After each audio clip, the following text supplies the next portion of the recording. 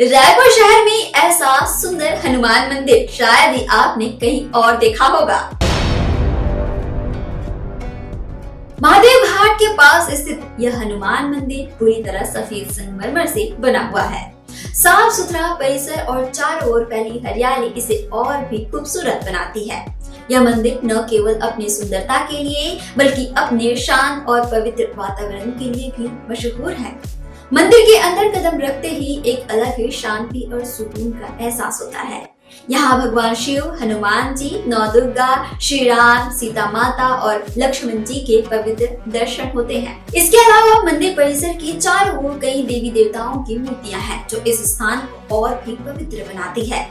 अगर आप रायपुर में हैं, तो इस विंटर अपनी फैमिली और दोस्तों के साथ यहाँ एक बार जरूर विजिट करें। छत्तीसगढ़ से जुड़े और अपडेट्स के लिए आप देखते रहें वयम छत्तीसगढ़।